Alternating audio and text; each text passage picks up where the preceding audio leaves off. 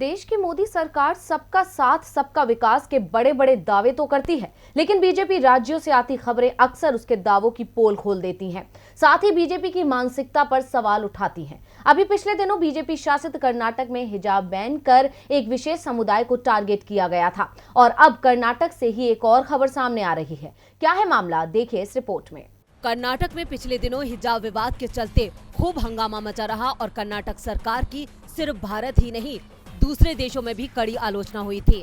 मामला हाईकोर्ट पहुंचा, लेकिन फैसला याचिकाकर्ता के पक्ष में नहीं आया और अब ये मामला सुप्रीम कोर्ट पहुंच चुका है। यानी अभी एक विवाद थमा नहीं कि उससे पहले ही राज्य में एक नए विवाद ने जन्म ले लिया और इस विवाद का कारण भी है मुस्लिम समुदाय को टारगेट करना। हिजाब विवाद के दौरान विपक्ष का आरोप था कि बीजेपी मुस्लिम समुदाय की बच्चियों को शिक्षा से वंचित रखना चाहती है और उनके अधिकार छीन रही है। अब जो मामला सामने आया है उससे साफ है कि बीजेपी मुस्लिमों के कमाने के साधन भी कम कर रही है। दरअसल खबर है कि कर्नाटक के तटीय इलाकों में लगने वाले मेलों में मुस्लिम संगठनों को दुकान लगाने से मना किया जा रहा है। दावा किया जा रहा है कि दक्षिणपंथी हिंदू संगठन आयोजन समितियों पर दबाव बना रहे हैं। वो नहीं चाहते कि मेलों में यहाँ मुसलमानों को दुकान लगाने की इजाजत दी जाए। इतना ही नहीं, 20 अप्रैल को होने वाले महालिंगेश्वर मंदिर के सालाना उत्सव के आयोजकों ने नीलामी में मुसलमानों के भाग लेने पर रोक लगा दी है। आयोजकों ने स्पष्ट किया है कि 31 मार्च को बोली में भाग लेने के लिए सिर्फ हिंदू ही एलिजिबल होंगे।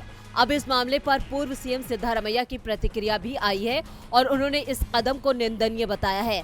सिद्धारमैया ने कहा कि सरकार संविधान की रक्षा करने के लिए बाध्य है और उसे ऐसे लोगों पर कार्रवाई करनी चाहिए जो संविधान पर सवाल उठाते हैं। इसके अलावा उन्होंने पुलिस प्रशासन पर भी सवाल उठाए हैं। बीजेपी शासित राज्यों में विशेष समुदाय को टारगेट करना आम बात हो गई है और इससे सरकार की मानसिकता पर सवाल उठना लाजमी है। पहले शिक्षा और अब रोजगार पर चोट देकर आखिर क्या करना चाहती है सरकार? क्यों एक खास समुदाय की आवाज दबाने और उन्हें लाचार बनाने की कोशिशों में लगी है सरकार? इन सब सवालों के जवाब मिलना जरूरी है। डीवी लाइव की रिपोर्ट।